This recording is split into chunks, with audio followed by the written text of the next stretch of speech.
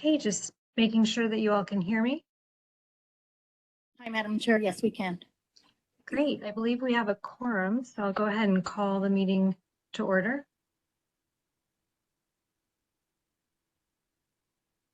All right, so first up is agenda item number 2. These items are on the agenda and listed for information only. May I ask if any of my fellow board members would like to pull any of these items for further discussion?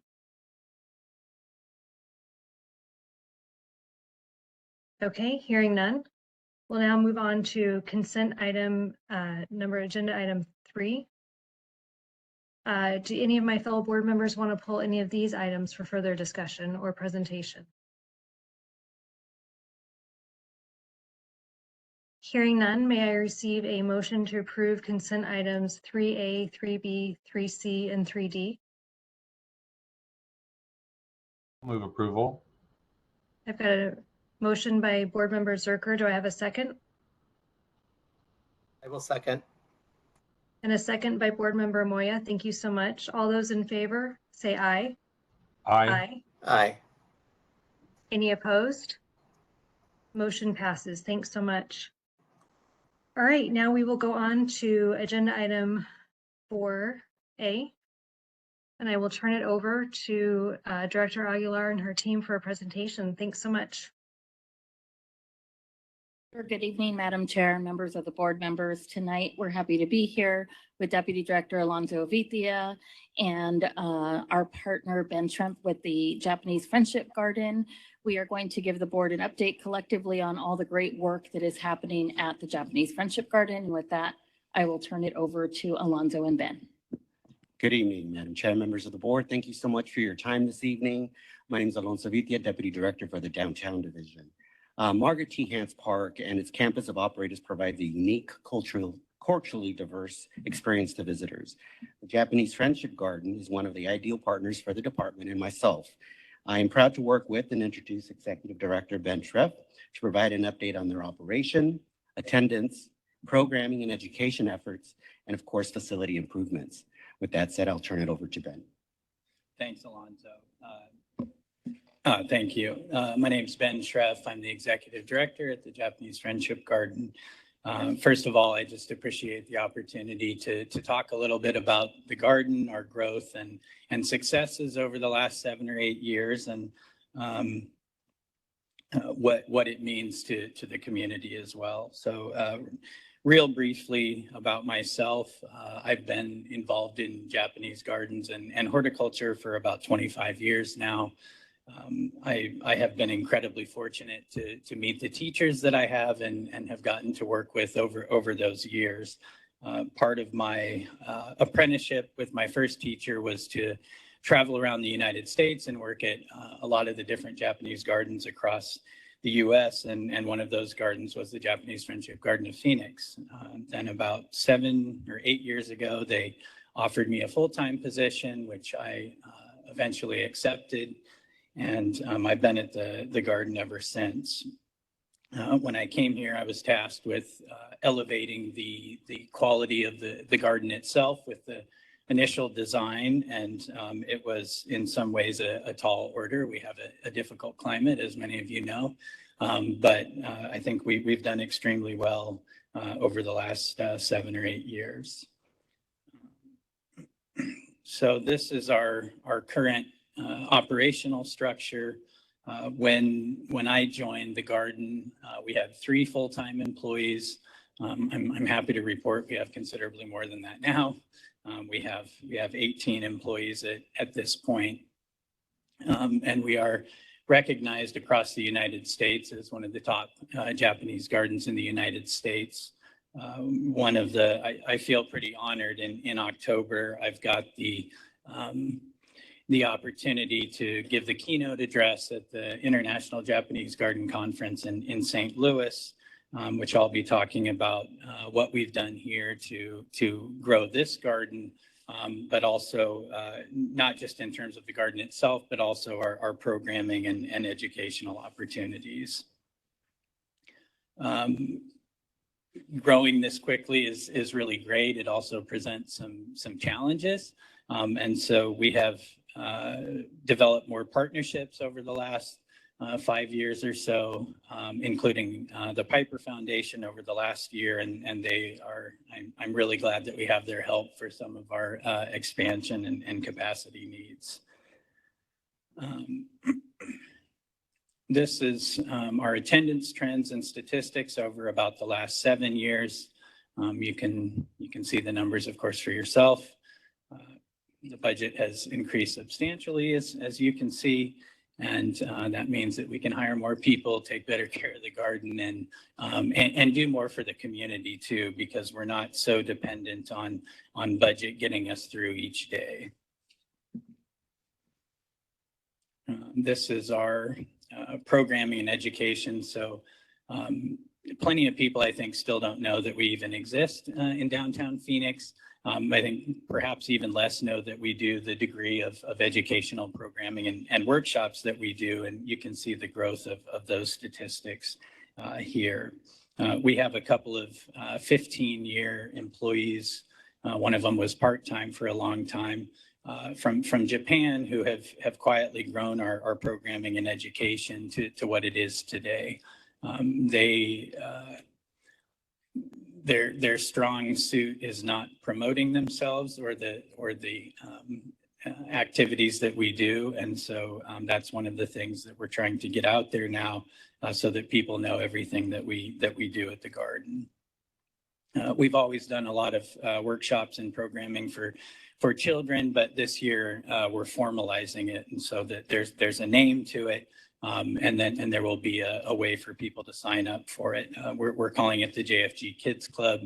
We did a number of pilots last year, which were very successful. And it's not just about sending the kids home with an origami samurai hat or a crane, but it's about teaching them skills like patience and perseverance. And I think when you bring a group of kids together and they're all learning something that's brand new to them, you see really good community work between them. And some of what we've seen has been really, really powerful. So this is in our current year here, and we do workshops, of course, not just for children, but for adults as well. We work with the Bonsai Society, Ikebana groups. One of my favorite workshops we did last year was a collaborative workshop between a member of the Gila River community, Joshua Yazzie, and then a woman, a master bamboo artist from Kyoto, Japan. Ogura is her last name, but they taught each other their respective trade. And it was really neat to see these two ancient cultures come together and see the similarities and the differences between their techniques. And I think my favorite part was watching the other one sort of fumble around with the other one's techniques, but then to ultimately get it in the end. And it made for a really powerful workshop. So we've added a fair amount of wellness and health programs to the garden as well. We do everything from yoga to Tai Chi to what's called Shinrin Yoku, which is forest bathing, which is like sort of like a mindful meditation walk through the garden. And then we do a lot of tea programming like we've always done for 28 years now at the tea house.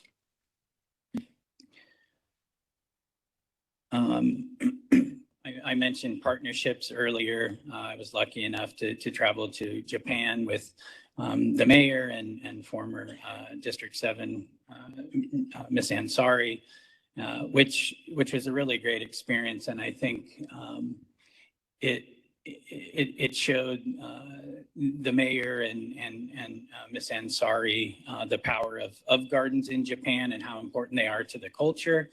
And the way that the mayor of Himeji, Mr. Kiyomoto, talked about our garden, you would have thought that I paid him to say what he did. So it was a really good experience for us all around.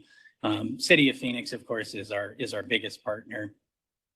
We're really grateful for that relationship. And I want to say that Alonzo and Cynthia and Marty have all been really good supporters of me in this role the last 2 years, and I appreciate that a lot.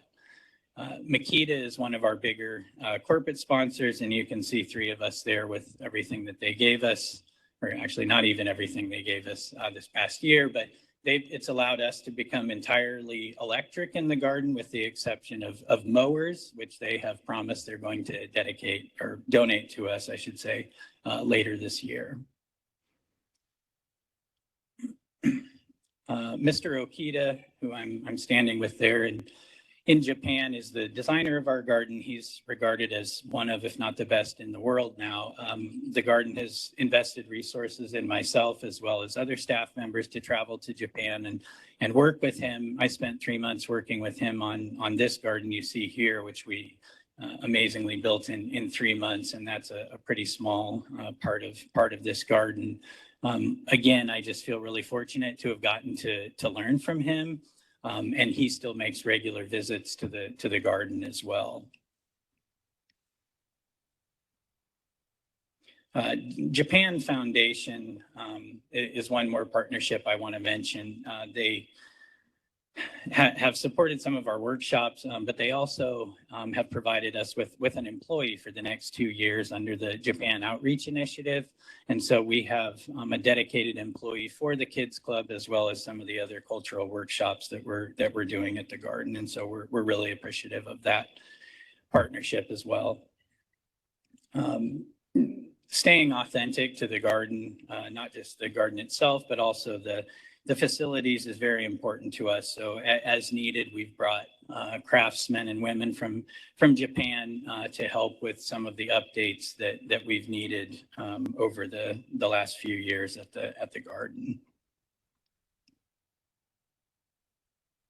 Another thing, and I met with all of everybody sitting here this morning at the garden, but is to revise our master plan. And so we are updating it to the current needs of the garden. We've always had the master plan, of course, but the garden's needs have changed. And so we are going through that with our architect, Mr. Tendo, that did our restroom building. And he's willing to do one more project. I didn't tell you this, he's 80 years old now, and he said that this is his last project. So, but we're really grateful to get his help on this. And he is also considered one of the best in Japan. So for landscape enhancements, you can read what I have here on the screen. But some of the things we're most proud of is we've added over 550 new trees and shrubs to the garden. We've improved the entrance area. This year we did the parking lot and the entrance to the parking lot as well. And then another thing that I did was eliminate, so the garden had been on a cycle of planting and then unfortunately having to replace many of the original design plants that were installed because they're simply not adaptable for our climate. And so using plant material that has the textures that mimic those of Japan, but that have drought tolerance and adaptability is what we've done. And so the plant material in the garden now is about 97% desert adapted. There are very few plants remaining in the garden that are what you'd call Japanese plants. The other thing that we're working with parks for this fall is to replace our irrigation system. The irrigation system needs to be replaced, and we want to switch to MP rotors, and so that we can, I know that I can save a lot of water when the irrigation system is redone, and it's something that's not lost on us. We're also replacing a lot of the grass with a ground cover called Carapia, which uses about 50% less water than Bermuda grass, but stays green all year as well. Here's some befores from 7 or 8 years ago, and then some after pictures of the garden. So obviously having a larger staff and the opportunities to train in Japan, we've been able to improve the garden on a lot of different levels. And here's the entrance area that we did a couple of years ago, and then this is the new seating area outside of the entrance to the garden. We have a small bonsai collection now. And then we also installed a new lighting system this past year, which of course helps with security, but also for the night events. And we were lucky enough to work with a woman by the name of Jan Gruhl, who's a really, really terrific designer. We used to do a lot more private rentals in the garden, and I felt like it was sort of a necessary thing at the time where we needed the revenue. But as the garden has become more popular, we're able to stay open for more hours of the day and welcome more of the general public. And it feels like more of a community when we can do that rather than, we're closed this Friday, but we're open tomorrow, and we're open Sunday, but not, Tuesday night. And so we've all but eliminated, I should say, private rentals at the garden so that we can have additional open hours to serve the general public. And another thing that we've done a lot more of over the past couple of years is the outreach. And so now we travel to community centers. This is, I believe, at Sagewood, maybe retirement home here. And then Children's Day, the top slide is from one of our Children's Day events. And so something else that I wanted to mention when I came to the garden. So there's a lot of different sort of arenas or spaces that Japanese gardens exist in around the United States. Some are in botanical centers, some are, a few are standalone. One of the things that I liked about this particular garden is that being in a space like Hance Park that has a number of other cultural institutions within it, and I could start to see that sort of trend of Hance Park improving and seeing, I think, what it could be with increased, traffic flow to that area was attractive to me as well. And frankly, when they first asked me, I said no, because it seemed like a tall order at the time. But after I spent a little time at the garden and saw the quality of the design and the surrounding area and how it was sort of coming along, I said that I'd be happy to leave the multiple gardens and park myself at one garden because I knew what this could become. So right now, if anybody wants to visit the garden, we're open 9 o'clock to 6 p.m. Every day except for Monday. We're closed on Mondays so that gardeners can get after it. But last admission is at 5:30. Our upcoming events are, we have our first ever yokai night. Yokai means it's like a ghost or a spirit in Japanese. We'll have that on the 24th of October. And then we'll do one of our signature events, the Moon Viewing Festival, on November 8th and 9th. And I hope that you all here and you all virtual will come and visit us, and we'll send out some invitations as well. So thank you. Great, thank Madam you so Chair. much. Oh, I'm sorry. Oh, no, Madam Chair, I was just going to let you know that concludes the presentation, and I know that Ben and Alonzo would be happy to answer any questions. Great, thank you so much. Great presentation. Just if my fellow board members don't mind, I just had a few questions, and then I'll turn it over. First of all, you mentioned being one of many partners and stakeholders at Margaret T. Hance Park, and it's such an important park for our city. Can you talk a little bit about the collaboration and partnership that you have with the other partners? Yeah, you bet.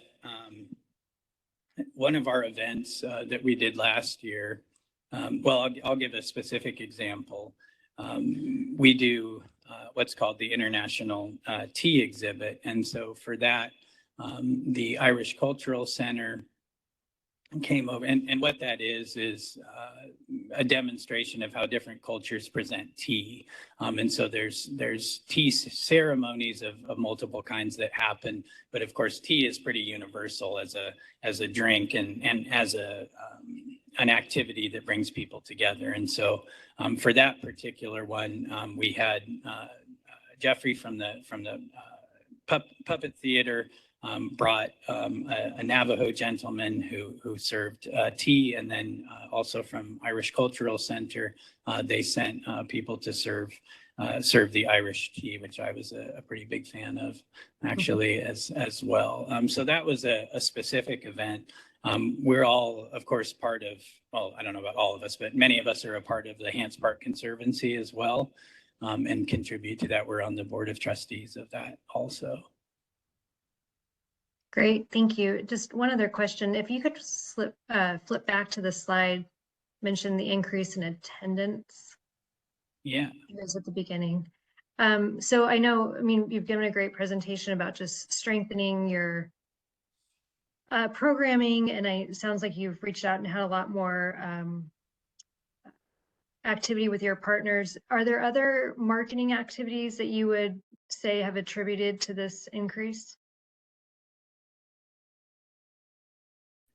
Well, I mean, certainly social media, at least compared to when I first started. We only had 3 employees at the time when I joined as well, and so now we actually have a marketing coordinator. Is that? But I think just the amount of activity in Hants Park as well has contributed to that. We've certainly joined a lot of other organizations too that help promote us. Phoenix Community Alliance, Visit Phoenix is another one that we've been a part of as well.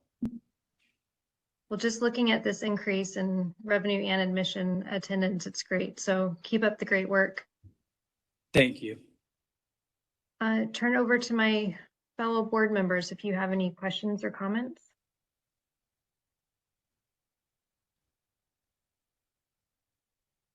Just thank you for the presentation. Thank you for being here, and it's one of my favorite places to go. Good to hear. Thank you.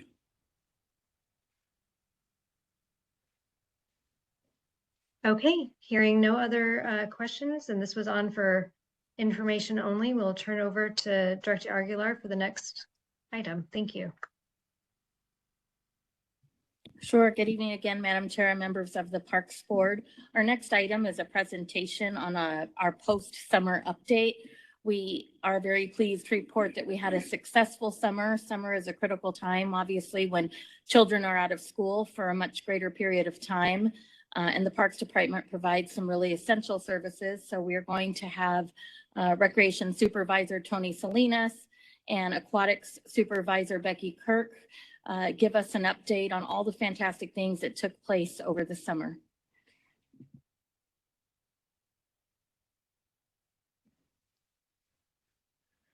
Good evening, Madam Chair and members of the Parks and Recreation Board. Thank you for the opportunity to present the 2025 Phoenix Place Summer Camp Recap. I'm happy to announce that just like the parents, our staff are also very excited that the kids are back in school. This is one of our signature programs that we provide to our community, and I'm happy to share its success with you tonight.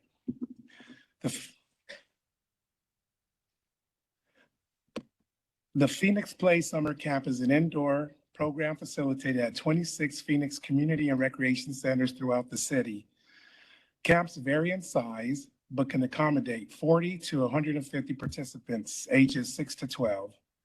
Participants are split into groups based by their age, then rotate through a series of activities to keep them engaged and having fun throughout the day. Camps range from 8 to 10 weeks, and their schedules follow the school district's calendar where the center is located. Many of our sites offered a pre and post week to offer overlap to provide additional coverage for parents. Recognizing that teens ages 13 to 15 are too young to work, we also offered a volunteer program for teens participants of the Phoenix Teens program. This opportunity provided teens with building leadership skills while staying active and engaged in the summer programs. Over 200 teens volunteered this summer and gained valuable work experience. There was also an adaptive recreation summer camp. This camp provided a structured, inclusive, and accessible environment designed to support children with varying disabilities. A key component of this camp was integrating our campers, not integrating them, with participants from other summer camps, ensuring they would fully immerse themselves in the broader camp experiences and feel included in these shared experiences. This year, programs filled quickly, some in under 5 minutes. Sites that traditionally took weeks to fill had wait lists after the first day of registration, including our daily drop-ins. This is a testament to our program's affordability, the flexibility of being able to drop off and pick up your child between 7 a.m. and 6 p.m., our fun daily activities, field trips, carnivals, and talent shows. We had 2,849 kids registered and attended daily. This equates to 14,245 kids per week. How does Phoenix Summer Camp compare with other Valley organizations and cities? As I mentioned, the Phoenix Place Summer Camp offered a price point to fit everybody's budget. While our cost range is free to $80 per week, most of our 26 sites were well below the cost comparison. For example, we offered 7 free sites and 6 sites were $25 for 8 full weeks of summer programming, and these were offered at our smaller centers. The price range also based on the size of the center and the type of amenities provided. For example, larger centers like Desert West and Longview offered a gym with a multi-purpose room space and classrooms for large group activities, while our smaller centers like Sunny Slope Youth Center and Harmon offered a smaller group of participants, a smaller gym, and smaller classrooms for group play and activities. No matter what the size you chose, your child was provided with a safe, fun, and engaging day, including a minimum of 2 field trips throughout the summer camp. Phoenix is proud to have offered affordable summer camps and has compared to similar organizations in nearby cities. Our summer programs were always looking for new ideas and activities, and this year wasn't any different. Campers participated in the City of Phoenix's 602 Day by making crafts, creating their own 602 Day events, and taking plenty of pictures to celebrate this day. New this year was CPR classes offered to kids 8 to 12 years of age and was taught by Lifesavers Phoenix. We understand that CPR can save lives, and participants were taught the basics of CPR and first aid.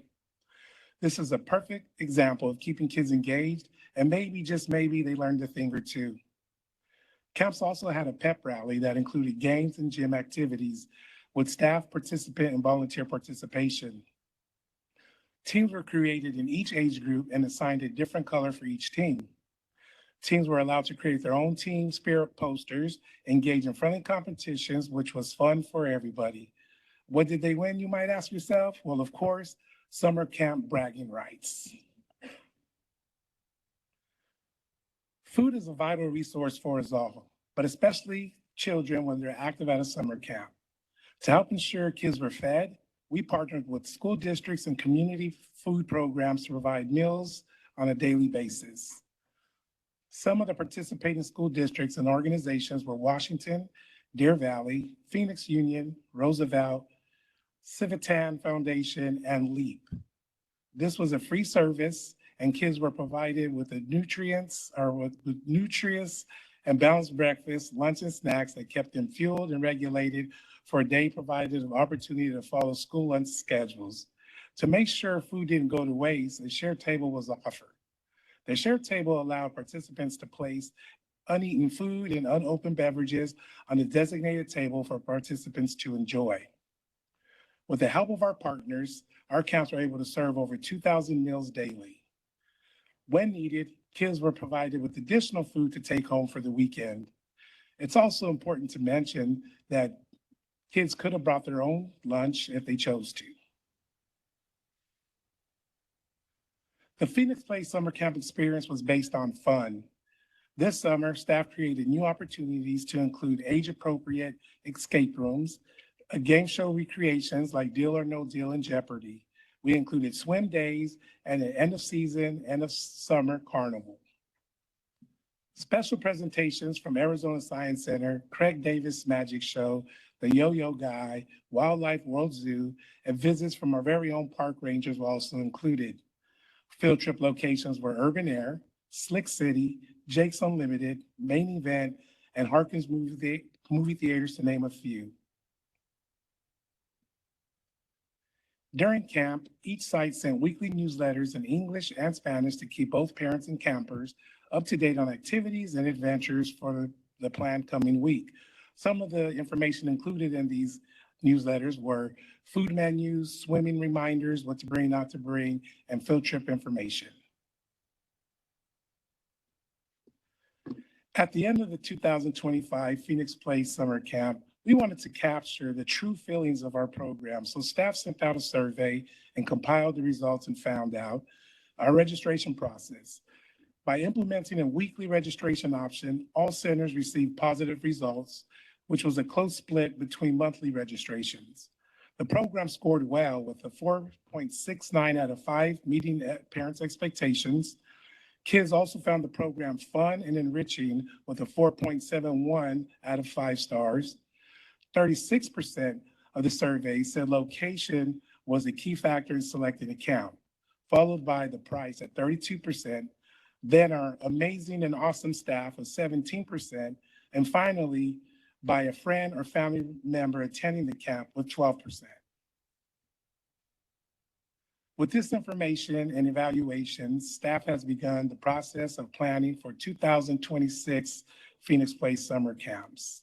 This concludes the summer camp recap presentation, and with that, I will turn it over to Aquatic Supervisor Becky Kirk. Thank you, Tony. Thank you, Madam Chair, members of the board, for the opportunity to present to you tonight about the past summer experience in aquatics. So summer 2025, the city opened on Memorial Day weekend and ran through the end of July with the pools that were open. 8 pools were open weekends in August, with an additional 6 pools that offered swimming lessons in August. We were able to open 20 pools total, 19 operated by the city of Phoenix, and 1 was partnered with Ability 360, that was Telephone Pioneer, and they started operating in June of this year. Of the 19 pools that we operated this year, 16 of them were Cool Kids pools, which allowed kids 17 and under to swim for free. As you can see, we had over 286,000 visitors at our pools this summer, 183,000 in open swim, and over 103,000 in our programs. We are thankful for the donations from the Milwaukee Brewers and the Salt River Project for the donations to help our kids swim for free at our Cool Kids pools. This summer, we offered several pool parties at Maryvale, Washington, Coronado, Harmon, and Pierce pools with approximately 688 in attendance. In addition, we brought back the much anticipated Itty Bitty Beach Party at Paradise Valley Pool, and that was sponsored by the Desert Ridge Community Association. We had an overwhelming attendance of 422 people attend that party, and it was a great success. Swimming lessons is a priority for our Parks Department as it helps to decrease the drowning rates in our community. Over 13,350 participants registered for our lessons, with classes filling to 103.6% across the city. This is an increase of over 1,100 people from last summer. Lessons were available for participants from ages 6 months to adults, and were offered from June through July 22nd. Each session included 8 30-minute classes. The Parks Department is committed to maintaining affordability and accessibility for all residents, so the cost for swim lessons continues to be $15 for the 2-week session. We were thankful to the Arizona Diamondbacks and Presidential Pools for their sponsorship of $20,000, which reduced the price for 1,666 swim lesson participants to the price of $3 instead of $15. These different spaces were offered at all 19 of the pools. The department also expanded the swim lesson program offerings at 6 pools with programs specifically designed for 3 to 5-year-olds in the month of August. We offered swimming lessons to 206 registered participants to really try to target the age group that is drowning in our community. Although we saw an increase in class offerings this year, we still had almost 4,000 people on the wait list, which was the same as last year. So the demand for this program continues to increase. Our recruitment efforts are underway. We continue to have a presence on social media via the Phoenix Lifeguards on Instagram. We have over 1,100 followers now, which is exciting. We use the local news media, community events, and tabling at high schools, not just during lunch periods, but we go to PE classes and we are talking about lifeguard opportunities during those classes to present. We are at sporting events, not just swim and dive, but basketball and football, and we're able to table at all different kinds of events at over 35 high schools. The aquatics team taught 19 classes and certified 301 new lifeguards last summer for this past summer. And through our recruitment efforts, we hired 510 staff to run the 19 pools. Although staffing levels were sufficient at the start of the summer for operations, keeping pools staffed at adequate levels continues to be a challenge throughout the season. So we offered a mid-season lifeguard class to address some of these staffing challenges, and we were able to hire additional lifeguards in the middle of the summer. So new in 2025, we expanded the pool management. Expanding the pool management team has been our focus for the last couple of years and throughout the summer of 2025. So forecasting a larger need for our management team, we had 47 staff members who were identified as being interested in possibly promoting next summer, participate in an intensive hands-on accelerated assistant manager training program, as well as a 2-week aquatic academy program to prepare and learn what the position would be as an assistant manager. In addition, we established a new head lifeguard program where we had over 60 staff members take on leadership roles with their peers within their teams to provide experiences in targeting and guiding them to mentor their peers in that start of the leadership responsibilities. So we've started preparation for 2026 already. We are working year-round to train our lifeguards and swim instructors because there is such a large need. That is an ongoing process. We plan to offer 17 lifeguard classes and certifying from September to March. We have 408 available spots available in our registrations. We will continue to use social media throughout these recruitment periods, and we've already started this with our posts and on social media. And we're in high schools right now during swim meets and swim season. As that wraps up, we will continue into the other sporting times, lunch visits, those kinds of things. Retention is a large part of maintaining a large workforce. Therefore, we try to engage previous employees, and it's important to do so. The aquatics team encourages employees from this past summer to participate in off-season events such as the upcoming Trunk or Treat Halloween event that will take place in October, the Electric Light Parade, and the Polar Plunge, which really engages and motivates these teens to come together and get excited to come back to work. Our pool managers are very diligent about reaching out to their team members and communicating to them the timeline of hiring, answering questions, and encouraging them to return this next summer.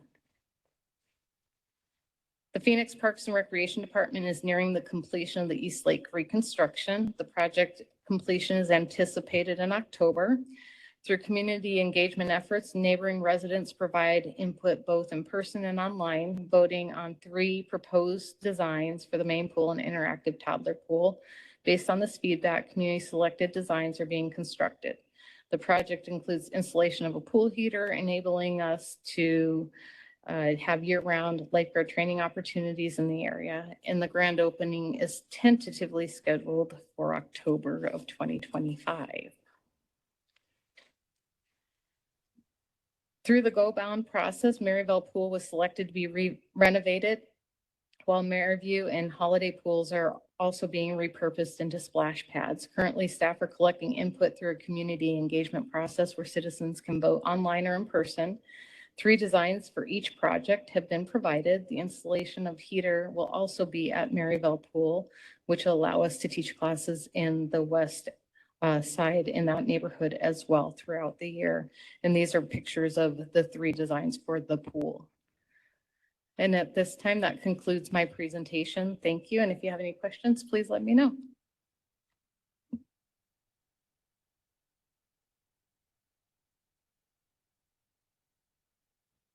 I have a Thank you. question. Oh, I'm sorry. Thank you so much for such a great presentation, both of you. Really good stuff. Go ahead, Board Member Vieira. Thank you. Thank you for the presentation. It's exciting to see all the work that happened during the summer. So just to, do you have any idea of the trend? You mentioned that there was some donations that help in the membership or the payment for the services. Do you have any idea how that was compared to previous years, in terms of participants being able to increase in the program? I think, Madam Chair, Board Member Vieira, members of the Parks Board, are you asking about the aquatics, the increase in the swim lessons? No, first I'm asking Oh, about the sponsorships. Yeah. I'll let Becky speak to if there was any increase or how that sponsorship level has compared, because it has fluctuated over the years. I was asking to the gentleman of the Of summer programs camps. because they received some donations that Okay. help in maintaining the $15. I think it was $15. Okay, thank you.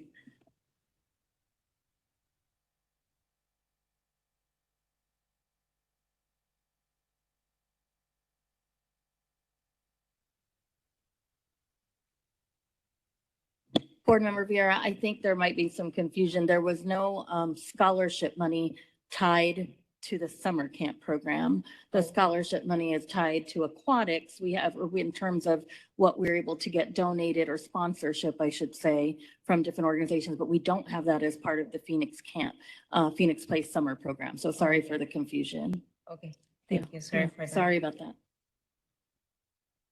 And then a recommendation as you're planning for the next season, maybe identify local farmers that can provide produce for the children in the camp area. Thank you. And do we see the increase or change in participants, number of participants? Because we have 14,245 participants per week.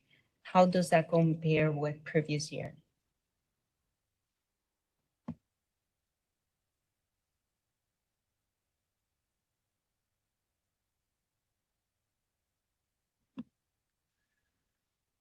Madam Chair and Board Member Vera, so yes, we do offer more programming, and so we do take in more kids or participants for our programs at our sites. This year, we were lucky enough that the majority of our sites filled, where in years past they didn't. So that was the increase in the numbers of participation for this year. I don't think we have, Madam Chair and Board Member Vieira, the specifics. We can send that to the board. We did see an increase. I don't have the percentage on us. It doesn't sound like we have the percentage on us today. But it was certainly nice to see. There are some years where you will see a much higher vacancy rate than we saw this year. So that filled capacity rate was so much higher than we've seen in previous years. And that's really a positive thing to see, because when we see that there are that many openings, we start to wonder why. And we've done things over the years to fill those spots. We've changed the way we register over the years. We used to only register where families had an option to do only a month at a time. You know, we changed it so you can do you could do 1 week, you could do 1 month, you could do a single day drop in. And so over these past few years, as we've changed that to accommodate families who have very different needs, I think that has been tied to some increase in that participation because there's greater flexibility now for that registration process. Thank you. And as it relates to the wait list for the swimming pool, the 3,900, how were they able to meet? What is the plan in order to cover those individuals in wait list? Sure. Board Member Vieira, I would say we never want to see a wait list, and a lot of the times it's just a capacity issue. So a lot of the times what we do is we'll start off with a maximum capacity based on what space we have at that particular center. If we have a community center and a gym and some other rooms, they're going to have a greater capacity potential. And then we will gauge what the daily attendance is and start taking people off that wait list. So let's say physically at a site, we can fit 150 children, but they're not coming every day. Then we'll start moving people off of that wait list. We generally want to work with families and let them know this one might be full, but a couple miles down the road, you know, we have this other option for you. A lot of families who may not live around downtown but work downtown will also, instead of picking the center by their home, drive downtown and pick a center around downtown. So I think for us, the key is monitoring that daily attendance and then making sure they're aware of all of the options. There are always vacancies at some sites. Some sites fill up more or sooner than others. So their first choice may not be available, but we can generally accommodate them at another nearby location. Thank you. Director Aguilar, I had a quick follow-up as it relates to attendance. Do we have a data point in terms of what percentage of our kids are returning to our summer camp? Are we able to track that? Madam Chair, members of the board, that's interesting. We've never tracked that, but that's something we can certainly see if our current registration system is able to track as far as a retention rate. Yeah, I mean, obviously the survey results are good. The attendance is great. It would just be interesting to know how many are returning year after year. Absolutely. Do any other board members have any other questions or comments? So I have to say thank you to all the teams involved. We love knowing that these programs are starting at the beginning of the summer, but we love even more seeing how great they turned out. I just love thinking about the kids having such great summer memories, getting great healthy meals, and being in safe places throughout the summer. So please pass along our thanks and gratitude to each of your teams who pulled off yet another successful, albeit hot, summer.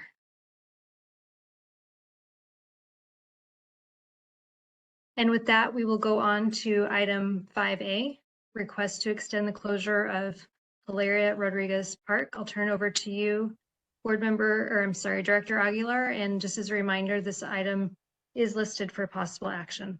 Thank you. Yes, thank you, Madam Chair, members of the Parks Board.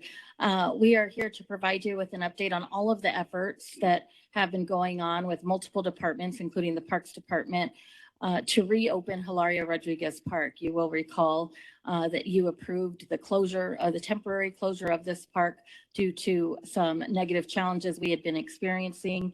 And I'm happy to report there's been a lot of work and a lot of progress. And with us today, we have a team from Neighborhood Services who has been doing a tremendous amount of work along with the Phoenix Police Department. And so I will turn it over to our team for the presentation.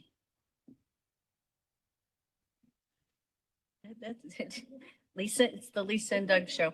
Good evening, Madam Chair and members of the board. I'm very excited to be here this evening to talk to you a little bit about what our team has been doing in regards to not only Hilaria Rodriguez Park, but the area around the park to ensure that the actions that were taken by this board last year,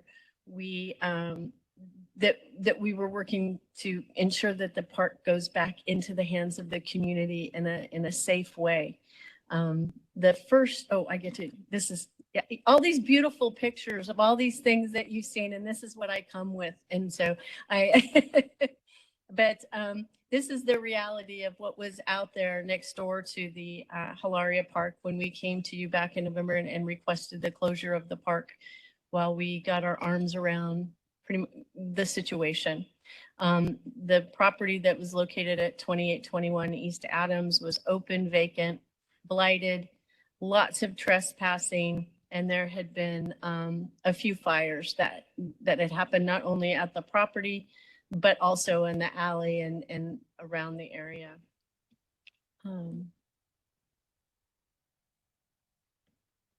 So I said it's taken a team, and I want to take just a moment to talk about the team that we assembled to work on bringing the park back to the community.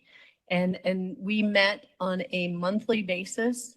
The team discussed things that were happening around the area, and that team included staff members from Council District 8, the Parks Department, not only just the staff, but no, I shouldn't say just the staff, but the staff, as well as the park rangers, neighborhood services, Office of Homeless Solutions, the Mountain View Precinct resource team, and the members of the Sky Harbor Neighborhood Association were integral to the work that we did out there.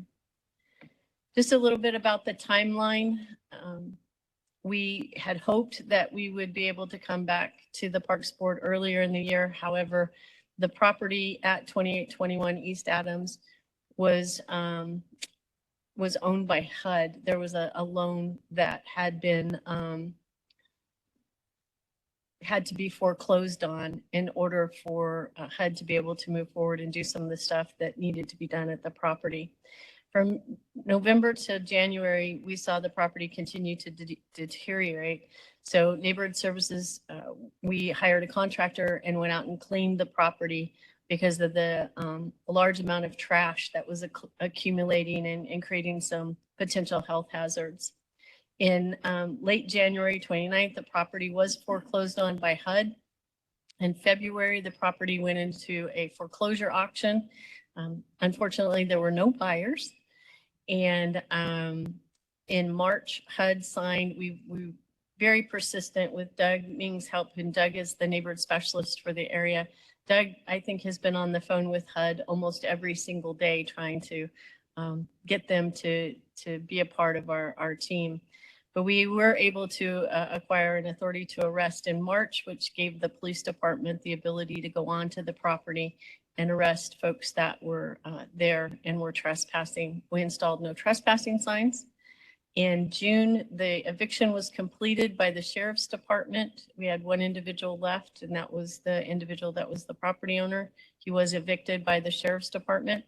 In July, HUD transferred the property from the foreclosure division to the real estate team. And we have spent the last several months again trying to be in contact with HUD. Lots of moving pieces with HUD right now. We're not always able to talk to the same individuals that we had talked to previously. So we were constantly doing education with the new folks that we're talking with. And then September 22nd, we successfully conducted a cleanup of the property. Again, neighborhood services went onto the property, and we were able to remove all of the trash that had accumulated since January. And as of today, I can actually say this is what the property looks like. So we're very excited because moving forward in order to get the park reopened and return it to the community, I'd like to go over just some of the next steps that the team is taking. Our Office of Homeless Solution continues to focus their outreach, not just at Hilaria Park, but around the entire community, so that any individuals that are experiencing homelessness, we're ensuring that we're getting them to the services that they need. The folks up at Mountain View Precinct have increased the patrols and are regularly checking the property to ensure that we don't have any trespassers and that the property stays secured. Park rangers continue to monitor the park We have installed additional signage around the park that includes the new no camping ordinance as well as park boundary signs. The internal team will continue to meet over the next several months just to ensure that all of the work that has been done continues and that Hilaria Park continues to be a safe park when it is returned back to the community. The businesses there's an alley that runs to the south of the park, and Doug has been working with those businesses, and they have filed the paperwork to abandon the alley to the south so that we can better secure and potentially gate that alley and ensure that area is secured. And I'm very excited about, we're working with the neighborhood and the Wilson School District to host a GAIN event in the park on October 30th. And this is really going to be our kickoff to have the community come back, and we'll do a reopening. I invite all of you who are here, including members of the board, to come out and support the community and support the work that this team has done in order to have this park go back into the hands of the community. And then the plan is then park programming will kick off and follow the GAIN event. So we keep lots of activation there. We're also working with Wilson School and some of the nonprofits around the area to have them do some activation type of activities there at the park.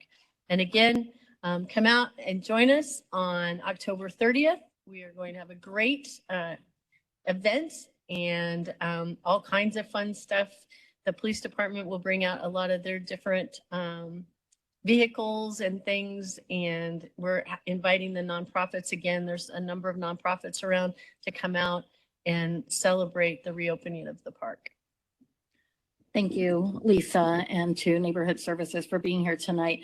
And board members, if I can add that, tonight, what we're asking is your approval to officially allow us to reopen the park in October. The previous approval was to reopen the park in September. So we're very close, but we need to ask you for that approval.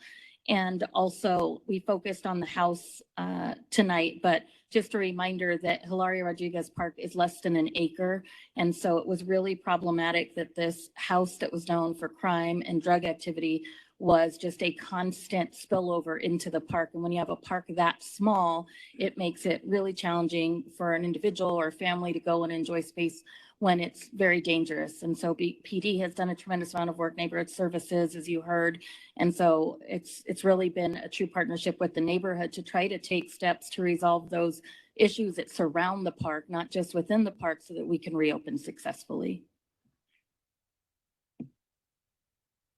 Thank you. Thank you for a great presentation. It sounds like this project has taken a lot of persistence and determination, and really looking forward to seeing how this can be something that's great for the neighborhood once it does open up. Do we have any questions or comments from fellow board members before Madam Chair, this is Tony. I have a couple of quick questions. Okay, go ahead. First of all, thank you to everybody for coming together and making sure that this park and the surrounding area is a safe place for the community. My question is for Director Aguilar. What has been the maintenance of the park during the closure, and is it going to require any special maintenance for it to be open by the October date? For Board Member Moya and members of the board, great question. So we've continued to maintain the responsibility of maintaining that park, to keep it weed free and to mow the park. So we've been maintaining that park as we would have, even though it is fenced. And to reopen, we will continue to do the same. We will enhance some of that maintenance for a special grand opening, and we will stay on top of that, make sure it has regular maintenance schedule, make sure it also has regular patrols by park rangers as well. Thank you. Any other questions or comments? Hearing none, I would entertain a motion to extend the closure of this park until October 30th. Is that the correct date, Director Aguilar? That is, thank you. Do I have a motion? Second. I'll second that, or I'll move. Sorry. I move that we extend the closing of the park until October 30th. Is that the right? Or That's as correct. staff advised? Thank you, Board Member Porter. Is there a second? Second. Board Member Zerker, all of those in favor say aye. Aye. Aye. Aye. Aye. Any disapprovals? Hearing none, motion passes. So I was remiss in not, we did have a speaker on item 4B. And if we could, Director Aguilar, go back to that item just for a moment. Yes, Madam Chair. Shannon Mitchell.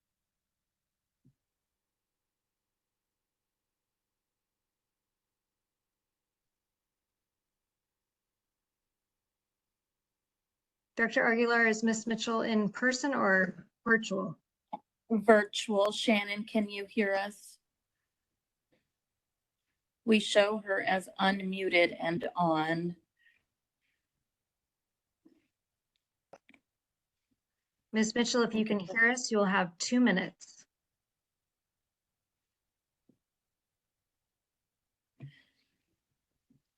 We are trying, just, you gave us a few seconds here, Madam Chair. She is showing as muted. Ms. Mitchell, if you're able to unmute yourself.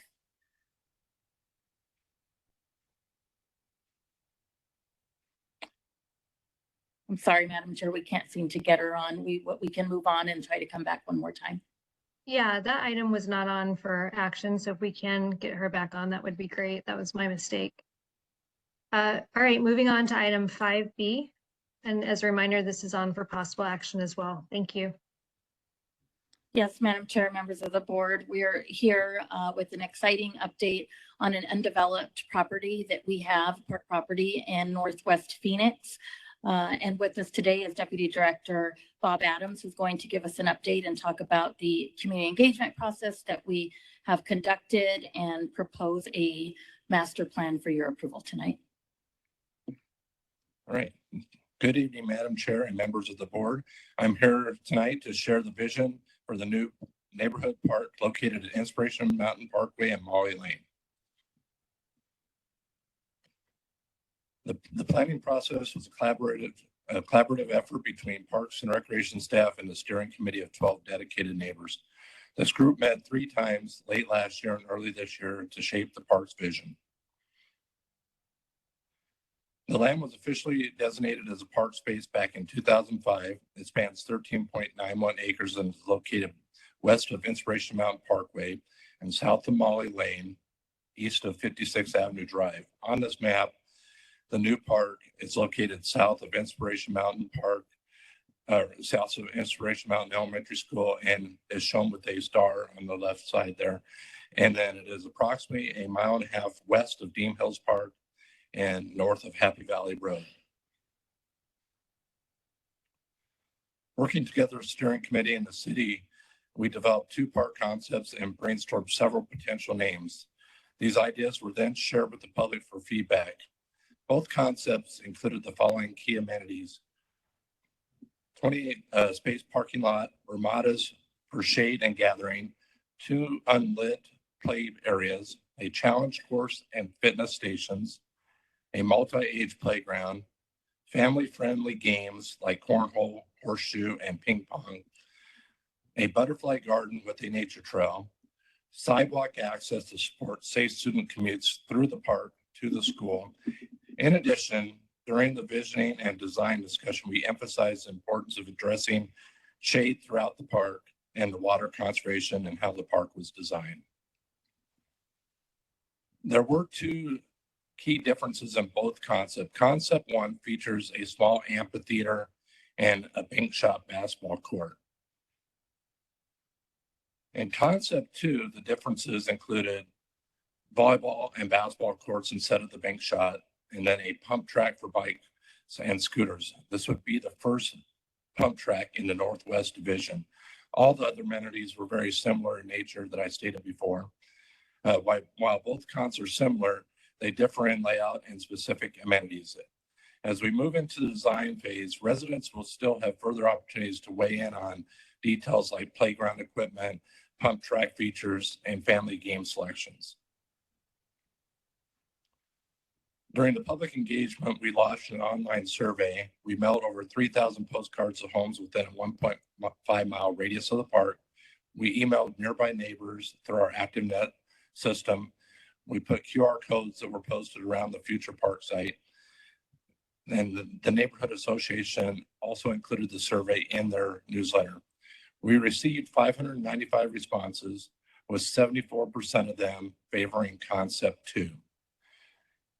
In addition, we partnered with the Inspiration Mountain Elementary School to allow the 5th and 8th graders, students, to participate in the public engagement process and vote on their preferred concept. Their feedback was strongly supported for Concept 2 as well, as you can see with this slide.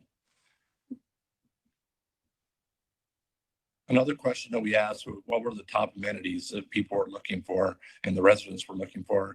Concept 2 successfully incorporates the top 6 most desired features. The steering committee also proposed 9 potential names. After 412 votes, Inspiration Mountain Park emerged as the clear favorite. Okay, so based on community input, staff recommends moving forward with Concept 2 and naming the park Inspiration Mountain Park. We'll continue to engage the public throughout the design phase to ensure that the final park reflects the neighborhood priorities. Next steps will be the design phase of 12 to 18 months, construction phase of 12 to 18 months with the grand opening targeted for 2027 and 2028 timeframe.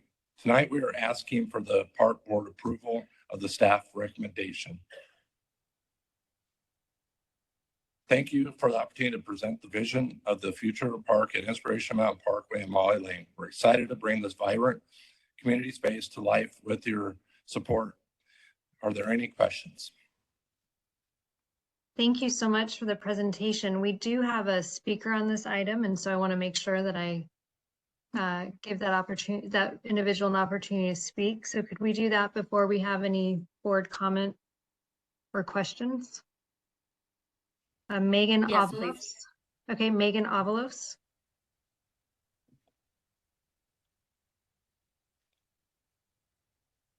Director, is she virtual or in person?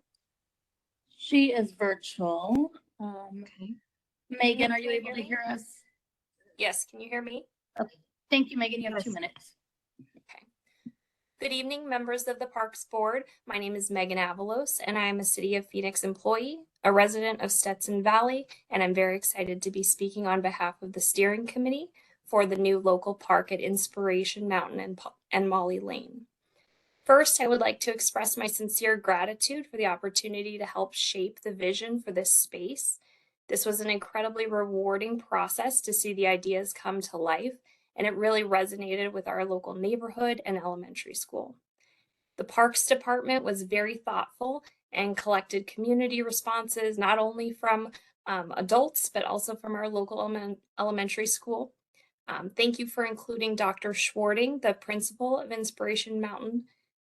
The engagement with the elementary school is very well received. This has been a tremendous demonstration of the community's excitement and engagement for this new park. I'm very excited to support concept number 2 and the proposed name of Inspiration Mountain Park, which does reflect the area and the community that it's meant to serve. We truly believe that this concept offers a thoughtful balance of recreation, nature, and family-friendly features that will serve our community for years to come. As this project moved through the design phase, we were very open to community input, and we were encouraged to engage with our neighbors. So especially when it came to parking accommodations, which was a hot topic, playground equipment, walking trails, and family-friendly games. We do believe this is an inclusive park that will reflect the needs of the people that it's meant to serve. So I just want to thank you for your time and consideration, and we very much look forward to the development of this park. Great. Thank you so much for your comments and your commitment and the work that you've done so far on this. We really appreciate it. Are there any other questions or comments from members of the board? Madam Chair, this is Tony again. Oh, sorry. Okay, go ahead, Board Member Moya, and then we'll go to Board Member Zerker. I think the speaker just said everything I wanted to say, but thanks to the entire team. And I, for one, love to see the community interaction and engagement every step of the way. And I think we are doing what they chose. And I thought the having the students involved was very creative as well, because since most of them will be using the park. And I when we do vote, I'll give my full support. Thank you. Thank you. Board Member Zerker. Yeah, I just agree with Tony. I think the name is appropriate because I was inspired by reading the report and seeing the changes that happen as a result of community input. And I just commend the park staff and the community for really making this a community park. So I would be happy to make a motion to approve the name and the design. I will entertain that motion. Is that an official motion? Yes. Okay, do we have a second? Second. Motion made by Board Member Zerker and a second by Board Member Vera. All those in favor say aye. Aye. Aye. Any opposed? Motion passes. Thank you. I would like to go back. I apologize. I believe that we have Shannon Mitchell from item 4A back on the phone. I'd like to give her 2 minutes if we could. Shannon, can you hear us?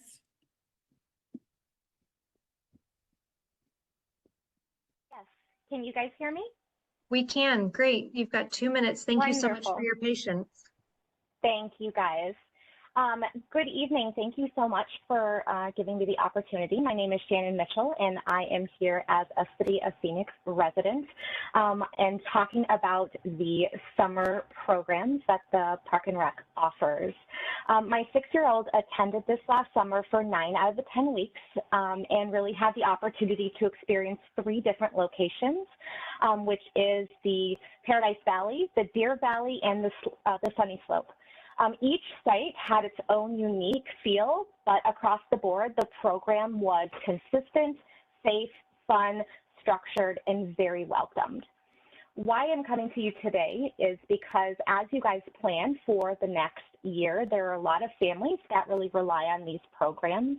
And so as they are planning, it is important to families that there are key features of the program that really make it wonderful and a choice for families to come back to year after year.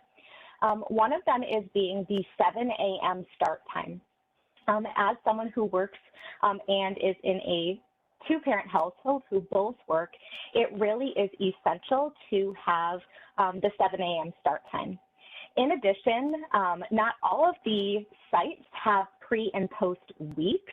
However, those really are key features because most of the schools throughout the Valley area do end before Memorial Day. So those pre and post weeks are very essential and would be wonderful at all of the sites, but of course in each part of the Valley at some of the sites. So that would be fantastic to help bridge and avoid some gaps. In addition, I know it was mentioned in the presentation about the teen volunteers. This is a key feature. My son enjoyed it so much and learned so much and really looked up to the teen volunteers. So that piece of the program really helps for role models and helpers and really for preservation, I'm assuming, of the program. This program really is amazing, and the recreation coordinators at all of those 3 locations, and I would consider going on forward, just have to be so commended, and you guys have done a great job overall. This is not a daycare program, so I really need everybody to know that and to stress that. The social growth, the emotional support, the confidence, of course the affordability, but it's really the people that are there have really put this program, and I have seen many, at really the top tier. And my family and multiple families who I've spoken to do go year after year. And that's how I found out about the program, was through multiple friends that raved about the programs at multiple sites. So Great, thank you. as you guys, Thank you so much. thank you so much. Unfortunately, yeah, we really appreciate your comments. Thank you so much. Thank you.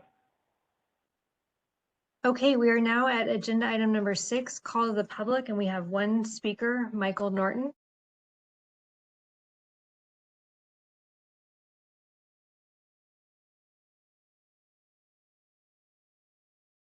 I believe Mr. Norton is joining us virtually. He is. We are trying to get him on.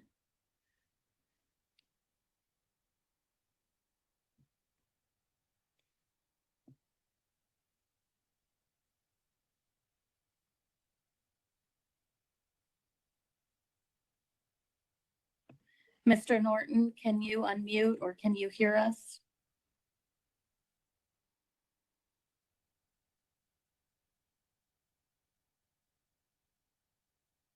Madam Chair, I think we will have to move on. Okay.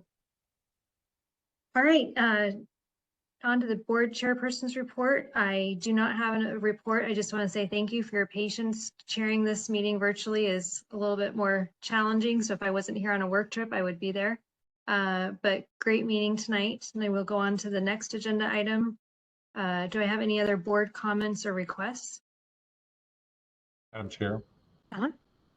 I just wanted to let the board members know this is my final meeting as a Parks Board member. Given the change in my employment coming up in November, I'll be informing the mayor of my resignation from the board tomorrow. But it's been great to serve with all of you and work with the park staff in this way. I love Phoenix Parks and Preserves, and you guys do a great job. So look forward to working with you in another role. Thank you. Well, board member Zerker, we have been fortunate to have you serve in the role in the Parks Board, and the city is very fortunate to have you back. So, are there any other board comments or requests? Okay, Director Aguilar, I will send it over to you. Sure, thank you, Madam Chair. We just have a few slides as part of our director's update, and I will turn it over to Marty Whitfield to get started. Good evening, Madam Chair, members of the Parks Board. On September the 6th, our department celebrated the re-grand opening of La Pradera Park near 39th Avenue in Glendale. The exciting new improvements include new pickleball courts, resurfaced tennis courts, resurfaced basketball court, a new sand volleyball court, approximately 50 new trees, and a new restroom facility. Councilwoman Betty Gradardo joined us for the celebration, which included music from a youth band and many activities for youth. Tomorrow evening, the department will be celebrating the Rancho Comatque event at Highline Park in South Phoenix. This event will celebrate the 100th anniversary of the building where our South Division resides and include historic pictures of the space, provide activities for our youth, and have some giveaways for event goers. So we're excited about that tomorrow. With that, I'll turn the presentation over to Brandy. Thank you, Marty, Chairwoman, and members of the board. I'm excited to share with you that just earlier this week, improvements to the sports courts at Dynamite Park were completed by our team. The basketball court and 2 tennis courts were diamond ground down to the original concrete surface, crack filled, and then resurfaced with new 100% acrylic resins to ensure durability, safety, and the best possible appearance for our park patrons to enjoy during their daily exercise. In addition, the Parks and Recreation Golf section successfully completed the renovation of the practice putting green at Encanto Golf Course. They were able to expand the putting green from 7,000 to 21,000 square feet to better accommodate increased demand. The project included installing drought-tolerant grass that requires less water, 25% less water, and also does not require any overseeding. In addition, they upgraded the 43-year-old irrigation system to a more efficient model. This $200,000 investment marks a significant step towards sustainability and serves as a model for future improvements across other golf courses. Thank you, Brandy and Marty. I want to take just a quick minute to brag about our team a little bit. In August, we hosted here in Phoenix at the Phoenix Convention Center the annual Arizona Parks and Recreation Association Conference. We received the Natural Resources Award for the improvements that we recently completed at the South Mountain Visitor Center. For those of you who have seen it, you can certainly understand why. And if you haven't, we'd love to get you through there to see what those improvements look like. Also very proud of several of our team members who were instrumental in hosting that conference. We were able to secure the conference being in Phoenix for the next 3 years, which is fantastic. So we have 2 more to go. Our Recreation Supervisor, Stacia Holmes, is the State Parks Association's outgoing president. And then in the lower photo, you will see Recreation Supervisor Tony Salinas and also Natural Resources member Mike Fostich, who received the President's Awards for their role as co-chairs for the conference committee. So super proud of them. This last month, a handful of us also attended the National Recreation and Park Association Conference, which was held in Orlando, Florida this year. And I think this is important because when we host the state conference, it's great to connect with those around the valley. When we go to the national conference, we're able to really connect with cities that might be more relatable to us in size and scope and challenges and successes. And so it's a great networking opportunity. And we were happy to be able to participate and ideally bring back some of that those national standards that we can bring to Phoenix parks. Also, we are proud to have opened Levine Heritage Park. This is the 3rd of the parks in the Southwest Valley that sat as undeveloped park properties, in some cases for close to 20 years. This is the 3rd park that we have opened in that area in a 16-month period. So I don't think any of us can really remember ever opening 3 parks in such a short time frame, and that's really a testament to our team who works on these projects and works with the community to get support and build these successful community assets. So thank you to our team who were involved in that. And that concludes our presentation tonight. Thank you so much. Great. Thank you so much. Thank you to your team, Cynthia, all the great work that you all do. I also want to say thank you to Board Member Vera for being the lone member of the board there in person. I promise I'll be there at the next meeting, but thank you for holding down things for us.